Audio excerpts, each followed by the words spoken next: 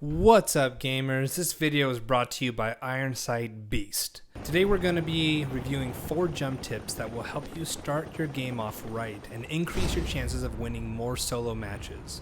Quickly determining where to land on the map plays a major role in how well you start off in the game and whether you stay ahead of pace or behind it. So let's get started. Jump tip number 1. Avoid hot landing zones. Hot landing zones are usually the areas closest to the first half of the flight path. When you start the game, the goal is to simply get prepared as quickly as possible to fight other players.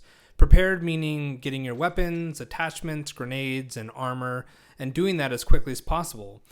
So if you land in a hot zone with other players, it's literally survival of the fittest, and you can be sure you're going to waste time trying to survive a firefight that you probably are underprepared for anyway. And if you manage to climb out of that crazy firefight on top, you've lost valuable looting time that you now have to make up. So it's just best to land in an area that's at least halfway or later in the flight path. Jump tip number 2. Land in an area that is near a terminal chip station. Terminal chip stations are where you go to upgrade your class. When you upgrade your class, you enhance your class's abilities.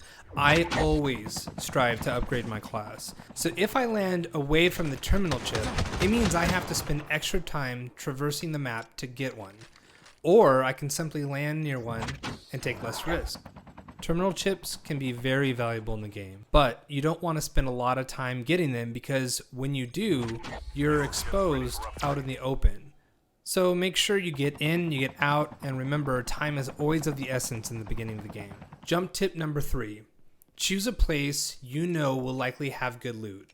Now, I'll admit this tip is a little more vague because the location of loot can be quite randomized from game to game. But there are a few spots, which you'll learn from experience, that are more likely to have good weapons, attachments, and armor. Those areas are the dock, Sakura, Kill House, and Countdown. If you're an intermediate player, you might be saying, hey, Ironside Beast, what about the pipeline and launch base? Yes, I know there are other areas that have good loot, but I don't include them here because of the next and last jump tip. Jump tip number 4. Choose a location with at least one helicopter. Areas like pipeline and launch base don't have helicopters. Why is this important? Because once you've landed and you've had time to loot up and you're ready to take on whatever challenges lie ahead, having a helicopter nearby is incredibly valuable. It's good to memorize which areas have helicopters, but I've put it up for your reference. So just to recap, avoid hot landing zones, land near terminal chip stations, land in a place that typically has good loot, and land in an area that has a helicopter, at least one. If you apply these simple jump tips, I assure you, you will start seeing an improvement in the way your games begin. You won't feel like you're always trying to run away from a closing circle or enemy fire because you're underprepared.